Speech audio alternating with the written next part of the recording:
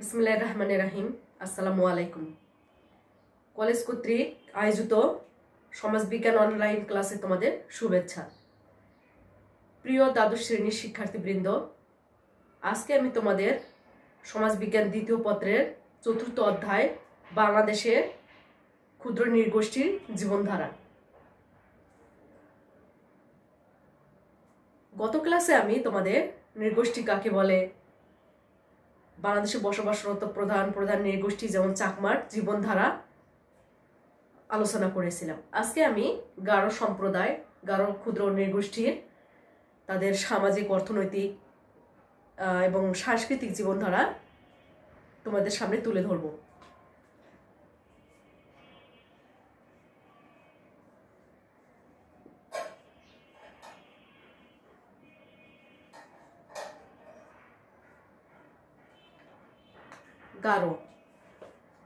গারো জনগোষ্ঠী তাদের অস্তিত্ব লড়াইয়ের মাধ্যমে দেখা যাচ্ছে বাংলাদেশের একটা বৃহত্তম ক্ষুদ্র নৃগোষ্ঠীর অন্যতম। এরা সাধারণত ময়মনসিংহ জেলায় বসবাস করে। তো আজকে আমরা জানবো গারো সম্প্রদায়ের জীবনধারা।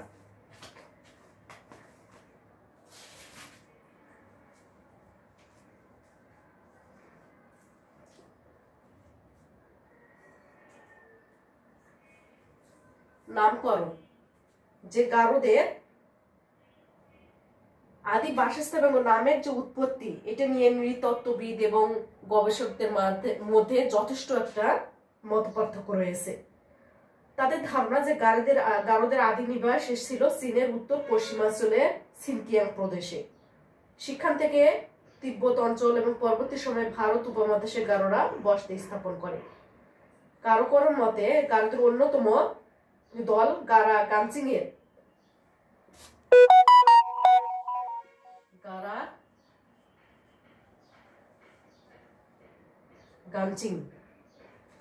কারো মতে যে গারা গানচিং এর নাম অনুসারে গারো নামকরণ করা হয়েছে।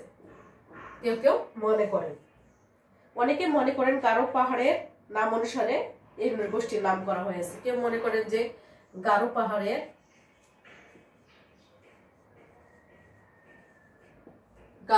নাম অনুসারে গারোদের নাম করা হয়েছে। যদিও গারোরা তা মনে করে না। আদিবাসী গবেষক সুভাষ জেংসাম বলেন, গারো অন্যদের দেওয়া নাম। গারোরা কখনো নিজেদের গারো নামে পরিচয় দিতে পছন্দ করেন না। তারা নিজেদেরকে আসিক মান্দি এ নামে পরিচয় দিতে পছন্দ করে, যেটা হচ্ছে, যার অর্থ হচ্ছে পাহাড়ের মানুষ।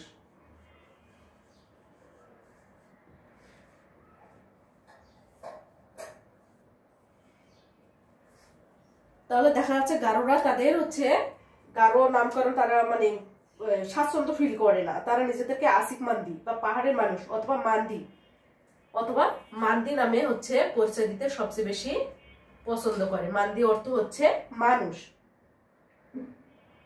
তাহলে এইটা গেল গারোদের নামকরণ।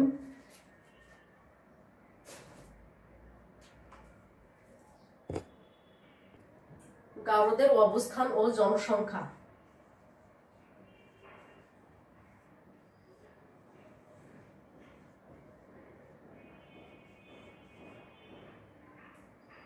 গারোদের অবস্থান ও জনসংখ্যা। গারো সমাজের অধিকাংশই ভারতের আসাম, মেঘালয়, কোচবিহার, নাগাল্যান্ড, বাংলাদেশের শেরপুর,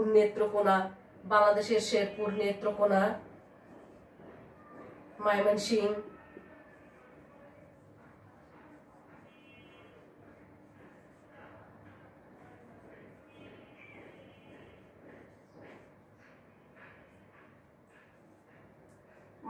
জেলা এবং টাঙ্গাইল জেলায়ও কিছু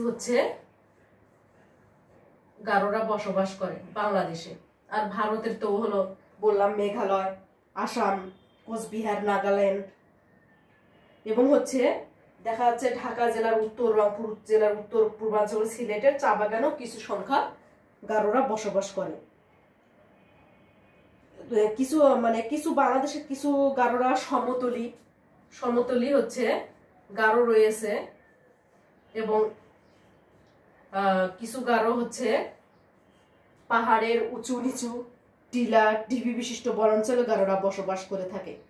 1991 সালের আদমশুমারিতে গারোদের সংখ্যা দেখানো হয়েছে।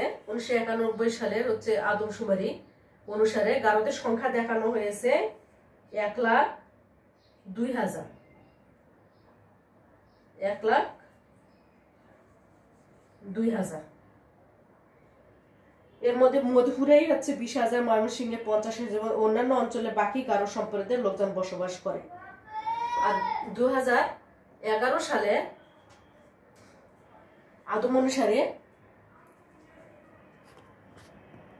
2011 সালের আদম অনুসারী অনুযায়ী আদমশুমারিতে গারোদের সংখ্যা দেখানো হয়েছে 84,565।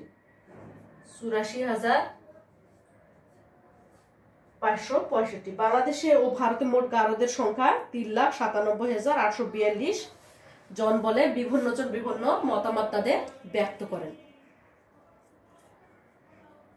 এই হলো তাহলে গারোরা হচ্ছে ভারতের মেঘালয়, আসাম, ত্রিপুরা, কোচবিহার এই অঞ্চলে এবং বাংলাদেশ শেরপুর, নেত্রকোনা, ময়মনসিংহ, টাঙ্গাইল জেলা সাধারণত গারোরা বসবাস করে এবং হচ্ছে কিছু সমতলী গারো রয়েছে এবং অনেকে হচ্ছে পাহাড়ের উঁচু ঢিবি উঁচু নিচু যে টিলায় সেখানে বসবাস করে। তাহলে 1991 সালের আদম অনুসারে যে বাংলাদেশের মোট গারোদের সংখ্যা দেখানো হয়েছিল 1,02,000 এবং 2011 সালে আদমশুমারিতে দেখানো হয়েছে মোট 84,565। এই গেল হচ্ছে গারোদের অবস্থান এবং জনসংখ্যা।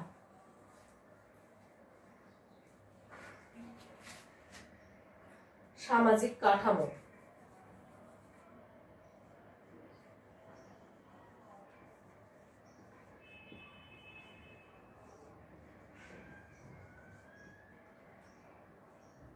গারোদের সামাজিক কাঠামো। তো এখানে হচ্ছে গারোরা কয়েকটি দলে বিভক্ত। এদের দলের মধ্যে রয়েছে হচ্ছে গারোরা সাধারণত কয়েকটি দলে বিভক্ত। এদের মধ্যে রয়েছে আবেং, আত্তং,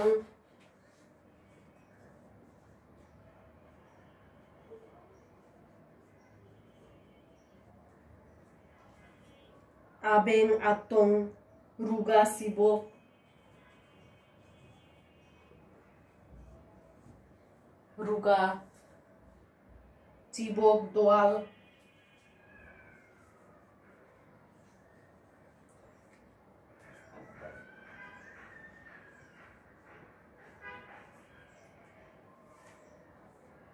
চিবক, দোয়াল, কচ্ছু, মেঘাম।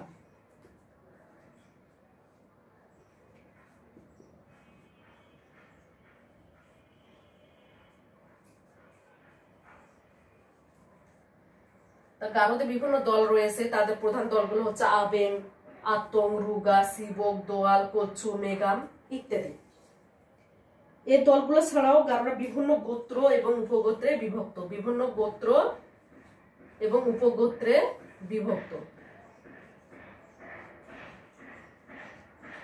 উপগোত্রে তারা বিভক্ত। গারোরা গোত্রকে কি বলে? গোত্রকে বলে চাচ্চি।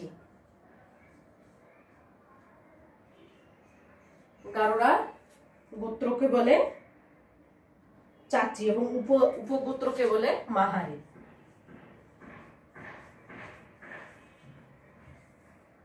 উপগোত্রকে তারা মাহারি বলে এবং গোত্রকে তারা চাচি বলে।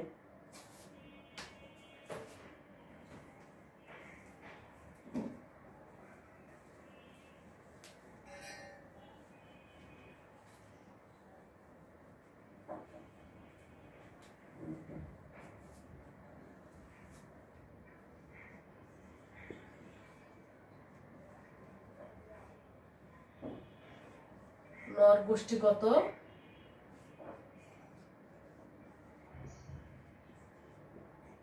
পরিচয়। গারোরা মঙ্গোলীয় নরগোষ্ঠীর অন্তর্ভুক্ত। তারা হচ্ছে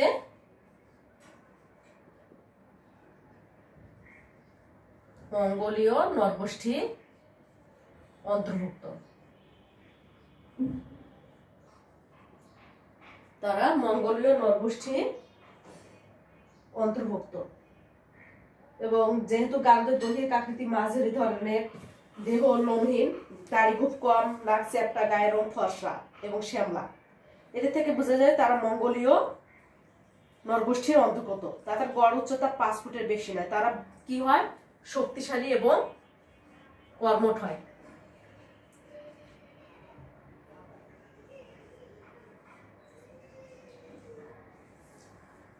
তারা শক্তিশালী এবং কর্মঠ হয়।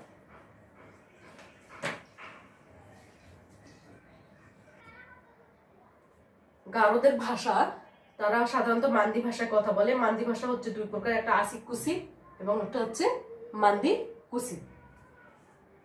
এবং দেখা যাচ্ছে যে এদের গারোদের ভাষা প্রায় 1500 বছরের পুরনো।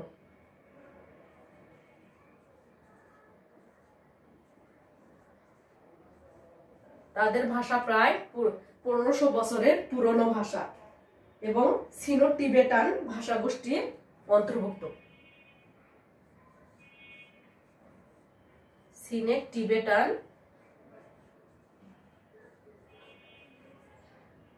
ভাষা গোষ্ঠীর অন্তর্গত।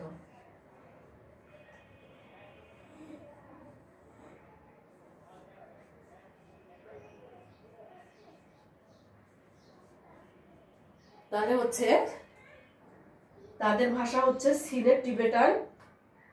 সিনো টিবেটান ভাষা গোষ্ঠীর অন্তর্ভুক্ত।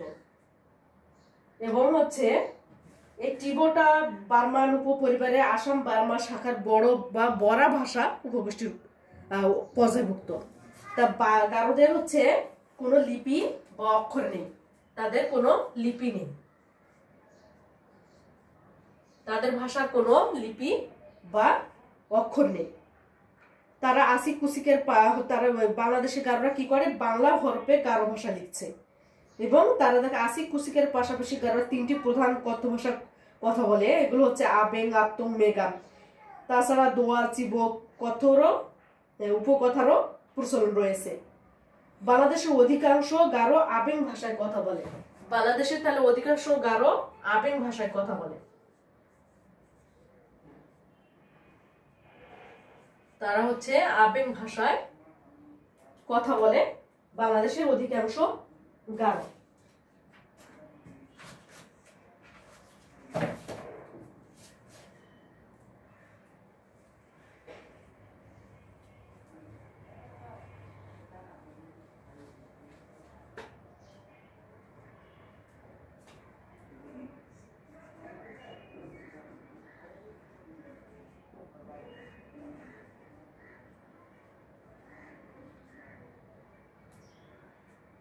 অন্যান্য হলো ক্ষুদ্র নৃগোষ্ঠীর মতো ধর্মীয় বিশ্বাস গারোদের হচ্ছে, তারা বাংলাদেশে বসবাসরত গারোদের মধ্যে 90% গারোই হচ্ছে ধর্মান্তরিত খ্রিস্টান।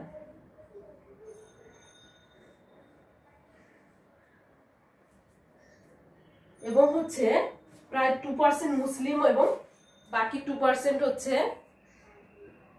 মুসলিম এবং হিন্দু।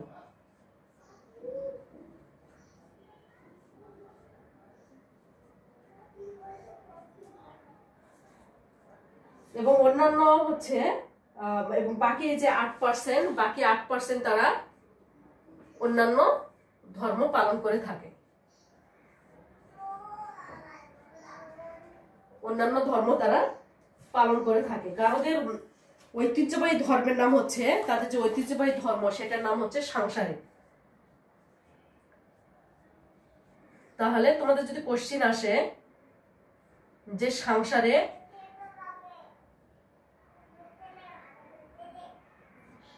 তাদের ঐতিহ্যবাহী ধর্ম হচ্ছে সাংসারিক। এবং হচ্ছে গারোরা নিজেদের এই প্রাচীন ধর্মকে দগবিয়াওন নামে পরিচয় দিতে তারা স্বাচ্ছন্দ্য ফিল করে। সাংসারিক ধর্ম গারোদের নানা দেবদেবতা রয়েছে। তাদের হচ্ছে গারোদের বিশ্বাস অনুযায়ী তাদের সৃষ্টিকর্তার নাম হচ্ছে টাটারা রাভুকা। টাটারা রাবুকা, রাবুগা। তারা প্রধান তাদের সৃষ্টিকর্তা টাটারা রাবুকা নামে তারা হচ্ছে অভিহিত করে থাকে। গারোদের জন্য আরো একজন দেবতা হচ্ছে সালজং অর্থাৎ সূর্য। নৃবিজ্ঞানী কিবরিয়াউল খালেকের মতে যে গারোরাও যখন অন্যান্য ধর্মের সংস্পর্শে আসে তখন নিজেদের ধর্মের একটি নাম দিয়ে নিয়েছে এবং অন্যরা তাদের ধর্মের নাম দিয়েছে সাংসারিক। তাহলে এই হলো গারোদের ধর্মীয় বিশ্বাস।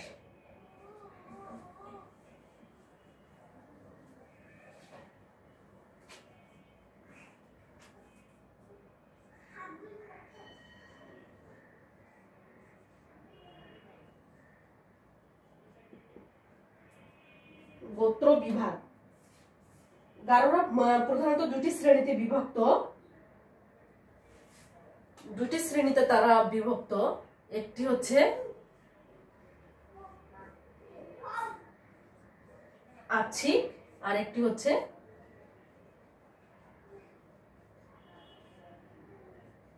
লামদানি। এটা হচ্ছে গোত্রের নাম। তাদের প্রধান দুটি গোত্র হচ্ছে বা শ্রেণী হচ্ছে আচ্ছিক এবং লামদানি।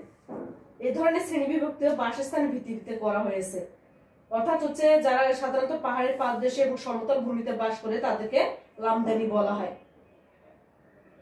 যারা হচ্ছে মানে সমতল এবং হচ্ছে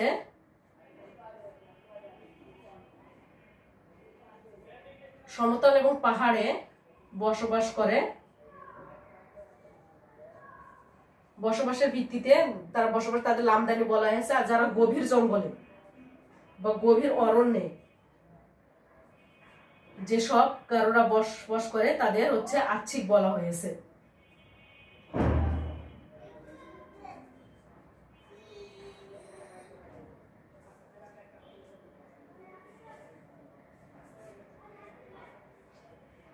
আচ্ছিকরা আবার আয়, আবেং, দেয়া তিনটি গোত্র বিভক্ত। অন্যদিকে লামদানিরা মমিন, মারাং, সাংমা এটারও তিনটা ভাগ রয়েছে। আচ্ছিকদেরও তিনটা নাম রয়েছে।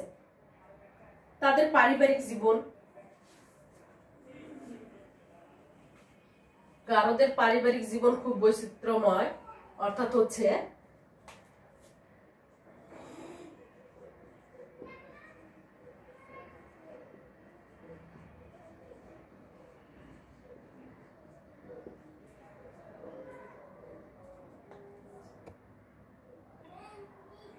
গারোদের পারিবারিক জীবন দেখা যাচ্ছে সাধারণত গারোরা হচ্ছে মাতৃতান্ত্রিক।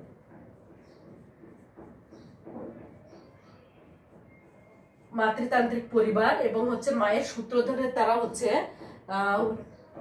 পরিস্থিতি লাভ করে এবং হচ্ছে এক কথা নারীদের হচ্ছে এখানে প্রাধান্য দেওয়া হয়েছে। অর্থাৎ হচ্ছে তাদের সম্পত্তি, বংশ সবকিছু মায়ের থেকে তারপরে মেয়েরা পায়। গারো দম্পতি স্ত্রীর আবার বাসগৃহে বসবাস করে, অর্থাৎ মাতৃবাস যাদের মানে নীতি। তবে কিছু শিক্ষিত দম্পতি তারা এখন স্বামীর গৃহেও বসবাস করে। পরিবার সম্পত্তির মালিক স্ত্রী সাধারণত, কিন্তু মালিক স্ত্রী হলো ব্যবস্থাপনার দায়িত্ব স্বামীর থাকে। সাধারণত মায়ের মৃত্যুর পর কনিষ্ঠা কন্যা যেটা হলো নোকনা, যেটা ছোট মেয়ে, মায়ের মৃত্যুর পর নোকনার তো ছোট মেয়ে হচ্ছে সম্পত্তির মালিক হয়। আর যারা সম্পত্তি পায় না তাদের বলা হয় এগেট। এভাবেই তাদের হচ্ছে মানে সম্পত্তিগুলো ভাগ হয়ে থাকে। এগেট হচ্ছে এই নোকনার অন্যান্য বোনেরা যারা সম্পত্তি পায় না।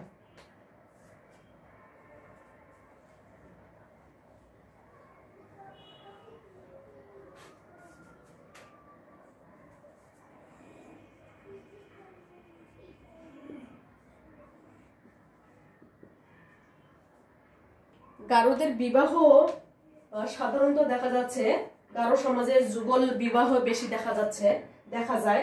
একজন পুরুষ গারো তার চাচাতো, খালাতো ভাই বোনদের বিবাহ করতে পারে না। অর্থাৎ প্যারালাল কাজিন এখানে হচ্ছে প্যারালাল কাজিন নিষিদ্ধ।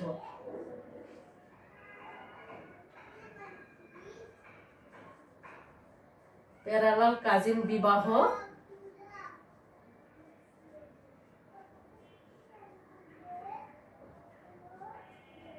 প্যারালাল কাজিন বিবাহ নিষিদ্ধ গারো সমাজে। তারা কেবল মামাতো ফুফাতো বোনকে বিবাহ করতে পারে, অর্থাৎ ক্রস কাজিন তাদের মধ্যে রয়েছে। সাধারণত হচ্ছে যেহেতু এখানে মাতৃপ্রধান পরিবার, সেহেতু হচ্ছে বিবাহের পর মানে মেয়েদের পরিবার থেকে যৌতুক, স্বামীকে কোনো যৌতুক দিতে হয় না বা পায় না।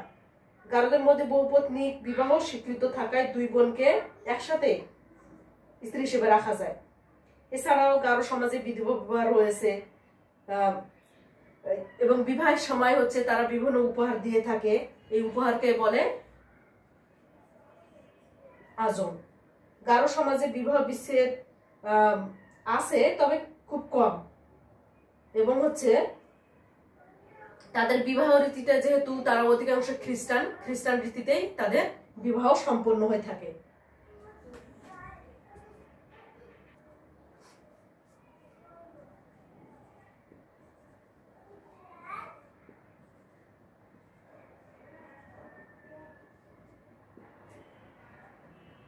ঘর বাড়ির ধরন দেখা যাচ্ছে আগে গারোরা বিভিন্ন উপত্যকায় নদীর কাছে পাহাড়ের পাদদেশে দোতলা লম্বা বাসগৃহ নির্মাণ করত।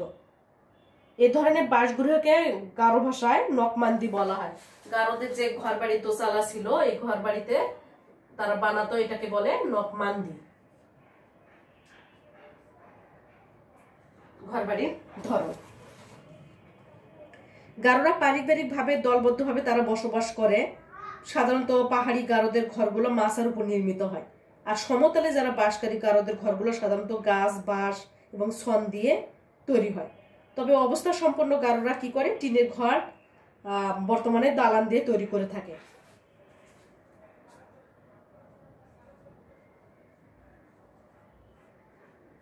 পোশাক পরিচ্ছদ।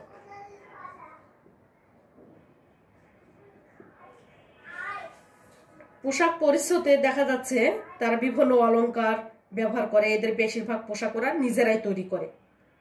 পুরুষরা হচ্ছে ধুতি পরে এবং তারা নেংটি পরতে স্বাচ্ছন্দ্য বোধ করে, যাকে গান্ধী গণনা বলে হয়। গোষ্ঠী প্রধান যারা, গোত্রের প্রধান, তারা উৎসবে মাথায় পাগড়ি ব্যবহার করেন। আর মহিলারা লুঙ্গির মতো গান্না তক্কা পরিধান করে এবং বুকে ব্লাউজের মতো কাপড় জড়িয়ে রাখে। মেয়েরা দেহের শোভাবর্ধনের জন্য লোহা, রূপা, তামার অলংকার এবং আংটি, বিভিন্ন তারা অলংকার পরা পছন্দ করে।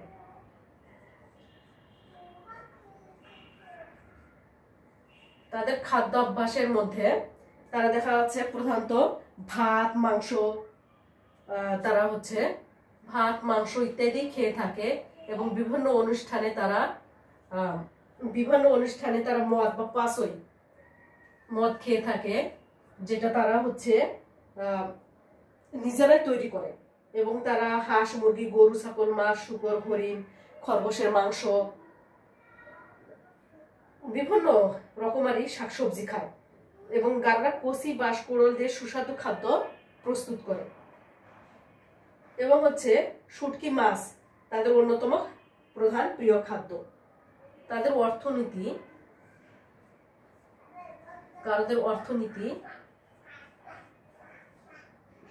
তাদের ইকোনমিক্যাল সিস্টেমটা সাধারণত হচ্ছে কৃষি ভিত্তিক। নারী পুরুষ উভয়ে কৃষিকাজ করে, তারা পশুপালন করে। একসময় তাদের ছিল জুম চাষ। এবং তাদের অর্থনীতির মূল ভিত্তি ছিল জুম চাষ।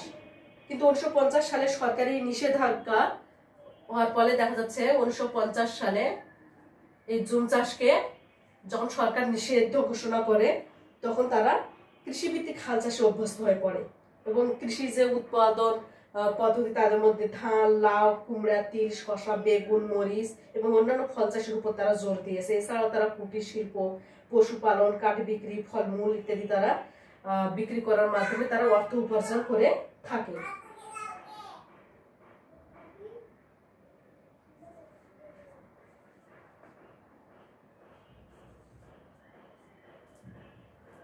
তাদের উৎসব, যে জুম চাষকে কেন্দ্র করে তারা বিভিন্ন ঋতুতে নানা রকম উৎসব তারা উদযাপন করে। উৎসবের মধ্যে ওয়ানগালা, রংসুকাল্লা, জামে কাপ্পা, আহা। ওয়ানগালা তাদের সবচেয়ে বড় উৎসব।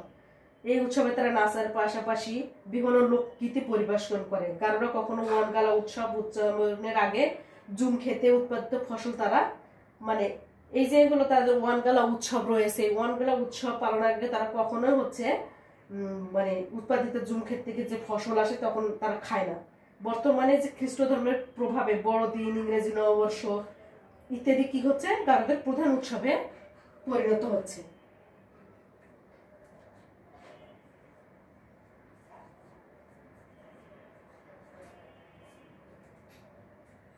নেতৃত্ব দেখা যাচ্ছে গারো সমাজে কখনোই নেতৃত্ব সেভাবে গড়ে ওঠেনি। কেন? কারণ গারো সব গ্রামীণ সমাজের প্রধান নকমা বা ধনী মোড়ল, উনি কি করেন সবসময় গ্রামীণ যে বিচার আচার ওই হচ্ছে গণ্যমান্য ব্যক্তি মানে ধনী ব্যক্তি উনি পরিচালনা করেন। গারো সমাজে বাংলাদেশের কেন্দ্রীয় প্রশাসন যন্ত্রের যে বিকাশ সেটাই তারা হচ্ছে পালন করে। গারো অঞ্চলে স্থানীয় সরকার ব্যবস্থা গড়ে উঠেছে বর্তমানে, ফলে গারো নেতৃত্বে একটা আমূল পরিবর্তন এসেছে। কেন্দ্রীয় সরকারের প্রতিনিধি বা নির্বাচিত কোনো মেম্বার চেয়ারম্যানদের ক্ষমতা ঐতিহ্যবাহী গারো গ্রাম প্রধানদের চেয়ে কিন্তু বেশি, ওখানে যেহেতু স্থানীয় একটা সরকার ব্যবস্থা গড়ে উঠেছে। শিক্ষাক্ষেত্রে দেখা যাচ্ছে শিক্ষায় আধুনিকতা গারোরা হচ্ছে অন্যান্য ক্ষুদ্র নৃগোষ্ঠীর চেয়ে তারা হচ্ছে অনেকটা এগিয়ে। তারা খ্রিস্টান মিশনারি সংস্থাগুলো কারণে তারা উচ্চ শিক্ষা লাভ করছে এবং এদেশের গারোদের প্রায় 29% হচ্ছে শিক্ষিত।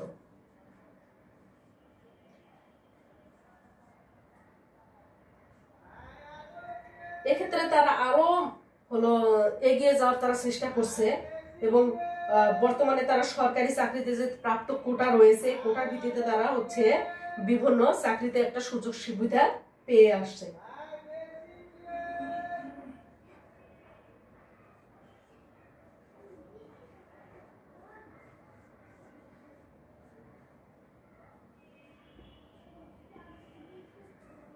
অন্ত্যেষ্টিক্রিয়া সাংসারিক গারোদের মতে যে দেহ থেকে আত্মার বিদায়ে মানুষের মৃত্যু হলো, আত্মা হচ্ছে অমর। তারা মনে করে আত্মা অমর এবং মানুষ মরে গেলে তাদের আত্মা চিংবাং নামক স্থানে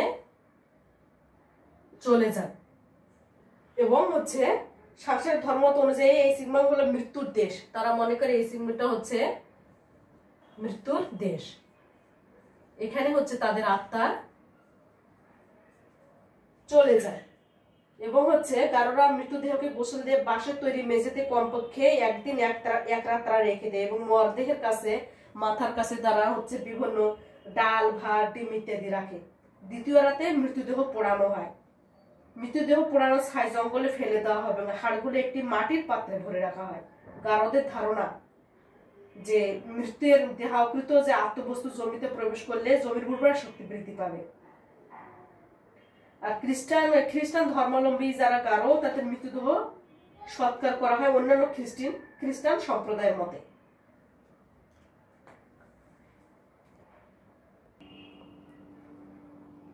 তো শিক্ষার্থীরা যে আলোচনাগুলো করলাম এই আলোচনাগুলোর প্রেক্ষিতে দেখা যাচ্ছে গারো সমাজ এখন আর বিচ্ছিন্ন কোনো ক্ষুদ্র জনগোষ্ঠী হিসেবে অবহেলিত না।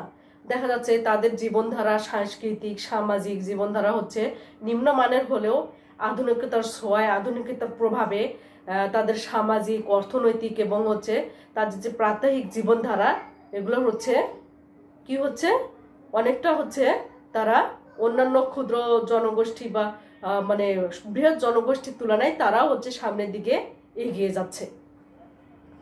তা শিক্ষার্থীরা তোমরা হচ্ছে এখানে হচ্ছে যা পড়বে গারো সমাজ, তোমাদের গারো সমাজের জীবনধারা, সাংস্কৃতিক জীবনধারার মধ্যে যে ছোট ছোট কোশ্চেনগুলো আসতে পারে সেগুলো হচ্ছে ভেতর থেকে, অর্থাৎ তাদের গোত্র বিভাগ, তাদের পারিবারিক জীবন, তাদের বিবাহ রীতি, তাদের হচ্ছে পোশাক পরিচ্ছদ, অন্ত্যেষ্টিক্রিয়া থেকে এখান থেকে ছোট ছোট কোশ্চেনগুলো তোমাদের সাধারণত আসে। তোমরা সেজন্য এই যে যা পড়ালাম এখান থেকে লেকচার থেকে অথবা তোমরা হচ্ছে বাসায় বসে বই থেকেও সুন্দর করে চ্যাপ্টারটা পড়বে এবং এই যে রিডিংটা গারোদের সাংস্কৃতিক যে জীবনধারা মানে এক কথা হচ্ছে তাদের সামগ্রিক সামাজিক জীবনধারাটা সুন্দরভাবে পড়বে, তাহলেই তোমরা হচ্ছে এখান থেকে গারো থেকে যা ছোট ছোট কোশ্চিন আছে সেটা তোমরা অ্যান্সার করতে পারবে ইনশাল্লাহ।